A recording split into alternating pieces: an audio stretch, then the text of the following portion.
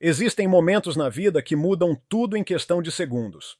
Para mim, foi quando uma aeromoça se inclinou discretamente e sussurrou aquelas palavras no meu ouvido. Você precisa sair deste avião imediatamente. Seu rosto estava tenso, seus olhos implorando por minha cooperação, mas algo dentro de mim se recusou a obedecer. Talvez você já tenha sentido aquela sensação de estar sendo injustamente removido de algum lugar. Aquele nó no estômago quando percebe que está sendo tratado de forma diferente dos outros. Era meu primeiro voo internacional em 5 anos. Economizei cada centavo para visitar minha mãe doente, cancelei compromissos importantes, organizei tudo meticulosamente e agora estava sendo solicitado a abandonar o avião sem explicação. Enquanto todos os outros passageiros me observavam com aquele olhar de julgamento, eu sentia meu coração batendo tão forte que parecia que todos podiam ouvir. Ninguém perguntou o motivo, ninguém questionou a situação. Todos simplesmente assumiram que eu havia feito algo errado. Mas existe uma diferença entre conformidade e coragem, entre seguir o fluxo e permanecer firme quando sabemos que algo não está certo. O que aconteceu a seguir não apenas mudou minha vida, mas me ensinou uma lição que carrego até hoje. Meu nome é Carlos, tenho 42 anos e trabalho como enfermeiro em um hospital público há mais de 15 anos. Minha mãe mora em Portugal há uma década, desde que meu pai faleceu, e ela decidiu voltar para sua terra natal. Falávamos semanalmente por videochamada. Mas quando ela me contou que havia sido diagnosticada com um câncer em estágio avançado, soube que precisava vê-la pessoalmente. A notícia caiu como um raio em dia claro. Minha mãe, sempre tão cheia de vida e independente, agora precisava de mim, e eu não mediria esforços para estar ao seu lado. Comprar a passagem internacional não foi fácil com meu salário de enfermeiro. Fiz horas extras por 3 meses seguidos. Vendi meu carro, peguei um empréstimo, pequeno, e finalmente consegui o suficiente para a viagem. O voo sairia de São Paulo com escala em Madrid antes de chegar a Lisboa. Planejei cada detalhe, pedi férias no hospital, organizei quem cuidaria do meu cachorro, preparei documentos e presentes para minha mãe. Tudo estava perfeito. No dia do embarque, cheguei ao aeroporto 4 horas antes, ansioso e um pouco nervoso. Passei pelo check-in sem problemas, despachei minha mala e até recebi um upgrade para um assento com mais espaço para as pernas devido a um erro no sistema da companhia. Pensei que era um bom presságio, que tudo correria bem. O embarque começou pontualmente e eu fui um dos primeiros a entrar no avião, acomodando-me no assento 14C, corredor. Coloquei minha mochila no compartimento superior, sentei-me e mandei uma mensagem para minha mãe.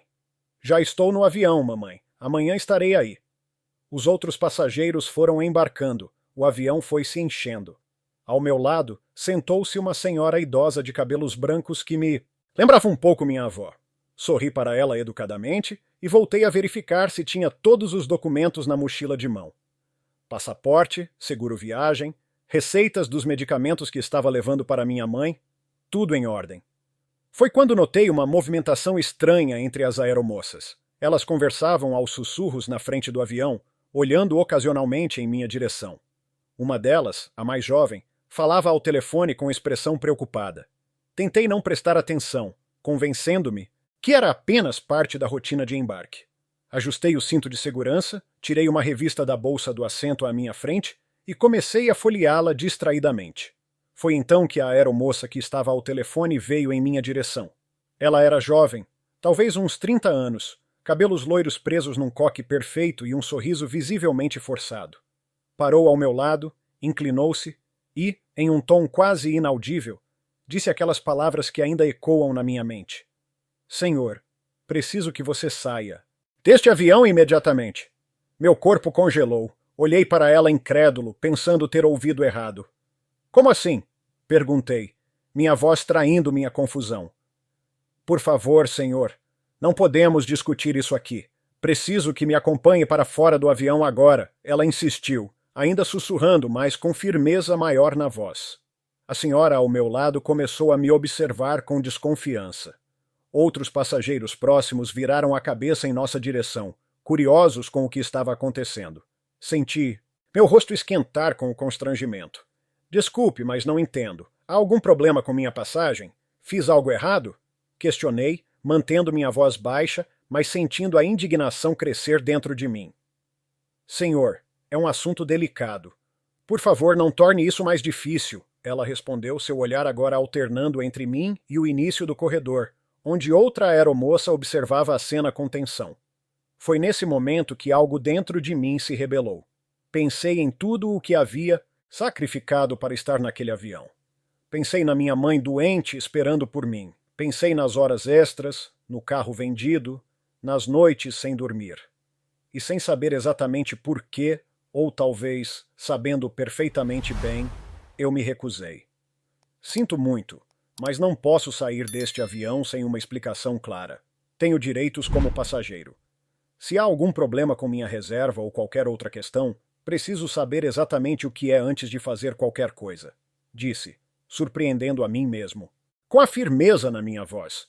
O rosto da aeromoça endureceu. Ela se endireitou e disse agora em tom normal. Senhor, isso não é um pedido. É uma instrução da companhia aérea. A senhora ao meu lado agora se afastava discretamente, como se eu pudesse ser perigoso. Outros passageiros começaram a murmurar. Alguém atrás de mim disse algo sobre atrasar o voo. Senti o peso dos olhares julgadores, o preconceito silencioso, as conclusões apressadas. Mãos suando, coração acelerado, mas mantive minha posição. Estou disposto a cooperar, disse tentando manter a calma, mas preciso saber o motivo, é meu direito. A aeromoça hesitou por um momento, então fez um sinal para a colega. A mais velha, que parecia ser a chefe de cabine, aproximou-se. Neste momento, eu estava certo de que seria removido à força, talvez até com intervenção policial. Imaginei as manchetes. Homem é retirado de avião por se recusar a obedecer tripulação. Preciso fazer uma pausa neste momento da história para perguntar.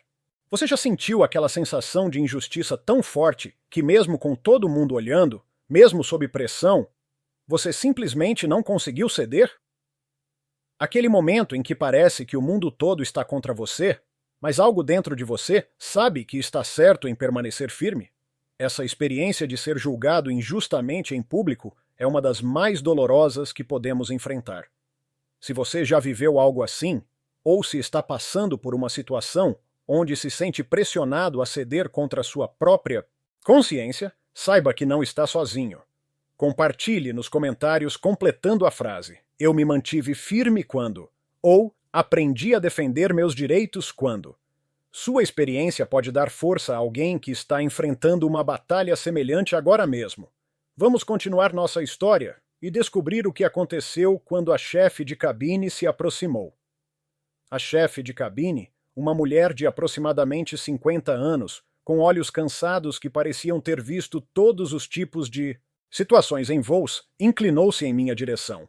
Mas em vez do ultimato que eu esperava, ela disse em voz baixa: Senhor, recebemos uma informação de que há uma bomba neste avião, e acreditamos que o senhor pode estar em perigo específico. Meu sangue gelou. Uma bomba? Repeti incrédulo, alto demais. Silêncio, por favor, ela disse rapidamente, colocando a mão em meu ombro. Não queremos causar pânico. A informação que recebemos menciona especificamente o passageiro do assento 14C. É por sua segurança que estamos pedindo que desembarque discretamente. Fiquei paralisado, tentando processar a informação. Uma bomba. Meu assento mencionado especificamente. Como isso era possível? Quem poderia querer me prejudicar? Eu era apenas um enfermeiro sem inimigos, sem conexões políticas, sem nada que justificasse tal ameaça. Mas eu não entendo, gaguejei, agora completamente confuso. A polícia está inspecionando o avião neste momento, mas discretamente, continuou a chefe de cabine. Por protocolo, precisamos remover o passageiro ameaçado. Por favor, coopere. Depois podemos conversar mais e encontrar uma solução para a sua viagem. Olhei ao redor.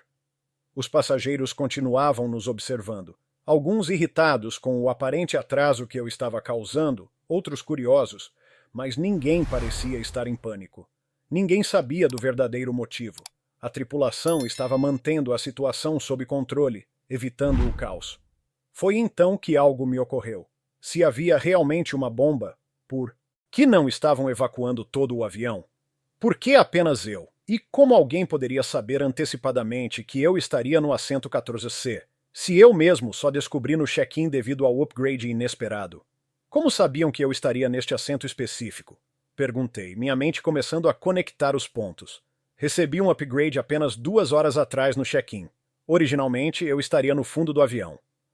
A expressão da chefe de cabine mudou sutilmente, um breve franzir de sobrancelhas que revelava confusão.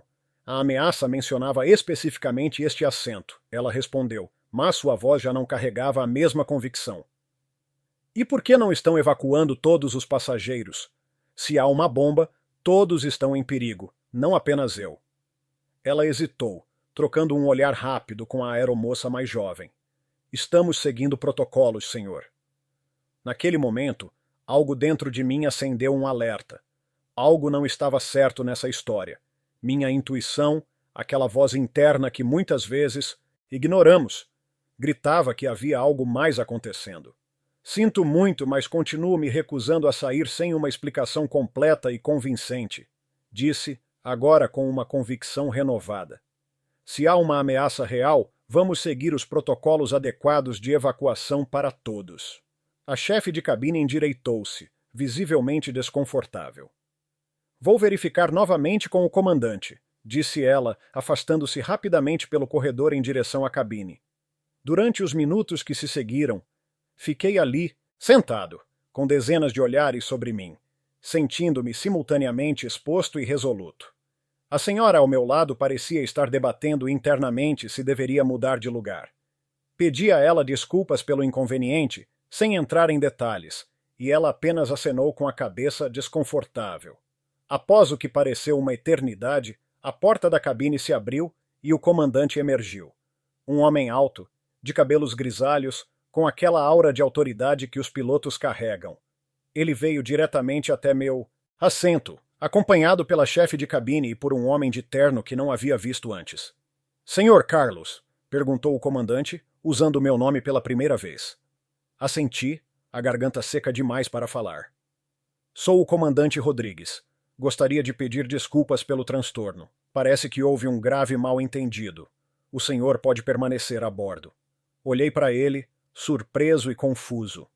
Mal-entendido sobre o que exatamente? O comandante hesitou, então disse: recebemos uma informação equivocada. Não há ameaça nenhuma a bordo. Que tipo de informação equivocada levaria alguém a acreditar que há uma bomba direcionada especificamente ao meu assento? Insisti, não mais disposto a aceitar respostas vagas. Foi então que o homem de terno deu um passo à frente. Senhor Carlos, sou Ricardo Mendes, chefe de segurança da companhia aérea. Permita-me explicar a situação em particular. Olhei ao redor, consciente da plateia de passageiros curiosos.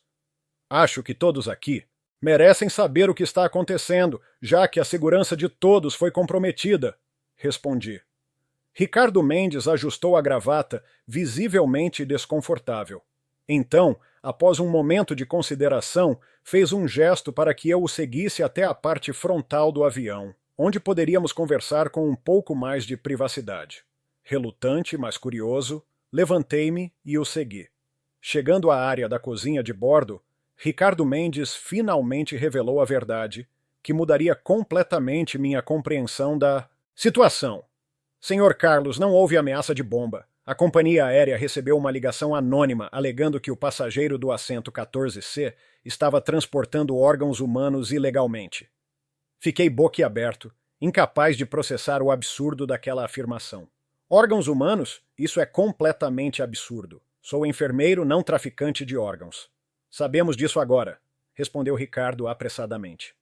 Verificamos seu histórico e profissão, mas a denúncia mencionava especificamente que um profissional de saúde estaria transportando um rim em uma caixa térmica para transplante ilegal.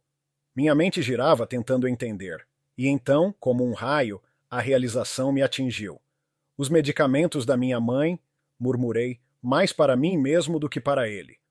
Como disse, estou levando medicamentos especiais para minha mãe que está com câncer em Portugal. Alguns deles precisam ser refrigerados. Tenho uma pequena bolsa térmica na minha mochila de mão com receitas médicas e toda a documentação necessária. Ricardo Mendes piscou, processando a informação. Isso explicaria. Mas como alguém saberia disso e faria tal acusação? E então, outra peça do quebra-cabeças se encaixou em minha mente. A farmácia, disse, lembrando-me subitamente. Quando fui buscar os medicamentos ontem, houve uma discussão. Uma pessoa na fila atrás de mim ficou furiosa com a demora no atendimento. Ela começou a gritar, dizendo que eu estava sendo favorecido por conhecer os farmacêuticos, que havia algo suspeito na quantidade de medicamentos que eu estava comprando.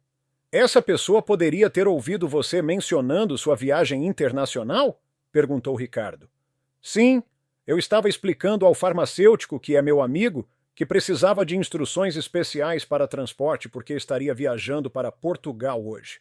Ricardo suspirou profundamente. Parece que tivemos um caso de denúncia maliciosa por vingança. Isso, infelizmente, é mais comum do que gostaríamos de admitir. E vocês? Simplesmente acreditaram numa denúncia anônima sem verificar? Perguntei, a indignação voltando. Seguimos protocolos estritos quando se trata de possíveis crimes em voos internacionais, explicou ele defensivamente. Mas você está certo. Deveríamos ter verificado melhor antes de abordá-lo desta forma. Naquele momento, o comandante se aproximou. O voo já está atrasado em 20 minutos. Precisamos decidir como proceder. Ricardo olhou para mim e então para o comandante. Não há razão para impedir o Sr. Carlos de viajar. A denúncia era claramente falsa. O comandante assentiu. Senhor Carlos, peço desculpas pelo transtorno. O senhor está livre para permanecer a bordo e seguir viagem. Olhei para os dois homens, ainda processando tudo o que havia acontecido. A injustiça da situação, o constrangimento público, as suspeitas infundadas. E quanto aos outros passageiros? Perguntei. Todos me viram sendo quase expulso do avião. Alguns provavelmente ainda acreditam que sou algum tipo de criminoso ou terrorista. Ricardo e o comandante trocaram olhares desconfortáveis. Podemos fazer um anúncio geral explicando que houve um mal-entendido administrativo já resolvido, sugeriu o comandante. Isso não é suficiente, respondi. Quero uma explicação completa e um pedido formal de desculpas. Não por mim, mas por qualquer outra pessoa que possa enfrentar uma situação semelhante no futuro. Após um breve momento de consideração, o comandante concordou. Retornamos aos nossos lugares, e ele pegou o sistema de comunicação do avião.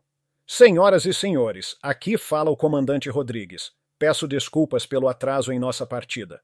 Houve um incidente envolvendo uma denúncia anônima contra um de nossos passageiros que se provou completamente falsa após investigação. A companhia aérea lamenta profundamente o constrangimento causado ao passageiro do assento 14C, que estava apenas transportando medicamentos legítimos para um familiar doente. Pedimos a compreensão de todos e garantimos que situações como esta serão tratadas com mais cuidado no futuro. Estaremos decolando em 5 minutos. Obrigado pela paciência. Um silêncio desconfortável caiu sobre a cabine enquanto eu voltava ao meu assento. A senhora ao meu lado agora me olhava com uma expressão completamente diferente. Não mais de suspeita, mas de simpatia. Sinto muito pelo que aconteceu com você, ela disse suavemente. Meu marido também teve câncer. Sei como é importante estar presente nos momentos difíceis. Suas palavras, simples e sinceras, acalmaram um pouco da raiva que eu sentia. Assenti em agradecimento, incapaz de elaborar mais devido ao nó que se formou em minha garganta. Enquanto o avião finalmente começava a taxiar para a pista de decolagem, fiquei refletindo sobre o que havia acontecido. Como uma simples discussão numa farmácia havia se transformado em uma acusação grave que quase impediu minha viagem. Como os sistemas que deveriam nos proteger às vezes falham tão drasticamente. E, principalmente, como a coragem de questionar a autoridade, mesmo quando todas as pressões apontam para a submissão, pode fazer toda a diferença. Durante as 9 horas de voo até Madrid, entre cochilos e refeições servidas, tive muito tempo para pensar. Ricardo Mendes veio até meu assento durante o voo para oferecer novamente desculpas formais da companhia e me informar que eu receberia uma compensação pelo transtorno. Mas mais importante que isso, ele me contou que minha insistência em não sair do avião sem uma explicação adequada havia exposto uma falha grave nos protocolos de segurança. A partir daquele incidente, a companhia estaria revisando seus procedimentos para verificação de denúncias anônimas. Quando finalmente cheguei a Lisboa, exausto mas aliviado, minha mãe estava esperando no saguão de desembarque, mais magra do que eu lembrava, mas com aquele sorriso que sempre aqueceu meu coração. Ao abraçá-la, todas as dificuldades da viagem pareceram valer a pena. Passei 3 semanas com ela em Portugal, semanas preciosas de conversas, memórias compartilhadas e momentos que guardarei para sempre. Acompanhei-a em consultas médicas, ajudei com seus medicamentos, cozinhei suas refeições favoritas. Pequenos gestos que significavam tudo naquele momento. Antes de eu retornar ao Brasil, minha mãe me fez uma pergunta que ainda ecoa em minha mente. Por que você não saiu do avião quando pediram, filho? Teria sido mais fácil.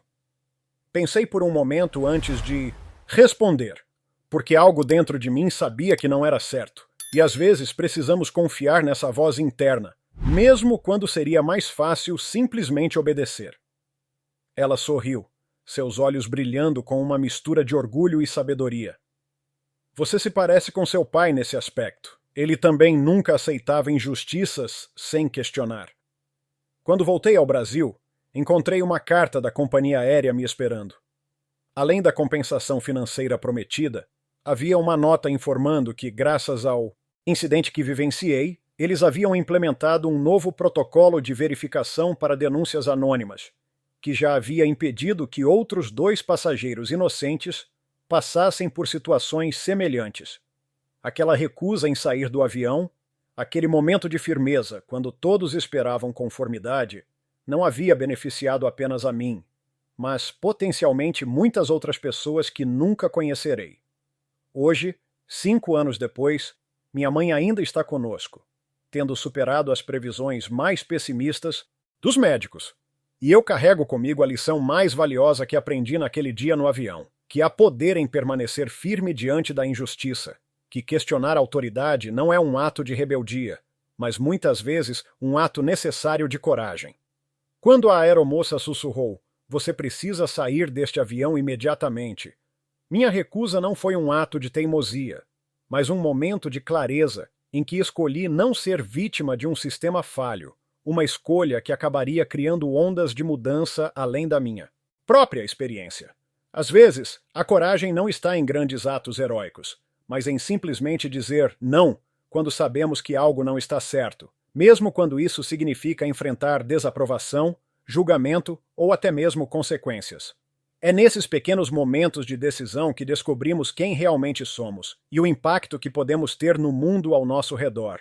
Se esta história tocou seu coração, ou se você já enfrentou uma situação onde precisou permanecer firme contra pressões injustas, saiba que você não está sozinho nessa jornada. Aqui neste canal, compartilhamos histórias reais que mostram que, mesmo nos momentos mais desafiadores, sempre existe um caminho para a integridade e a dignidade. Nossos inscritos frequentemente me escrevem dizendo como essas narrativas trouxeram um novo olhar para suas próprias lutas cotidianas. Se você sentir que estas histórias podem trazer um pouco de coragem e inspiração para seus dias, considere se inscrever. A cada semana trazemos uma nova história que pode ser exatamente o que você precisa ouvir naquele momento difícil de decisão. Estamos juntos nessa caminhada, um ato de coragem de cada vez, em direção a um mundo onde possamos todos defender o que é certo com confiança e dignidade. Obrigado por estar aqui hoje, e até a próxima história.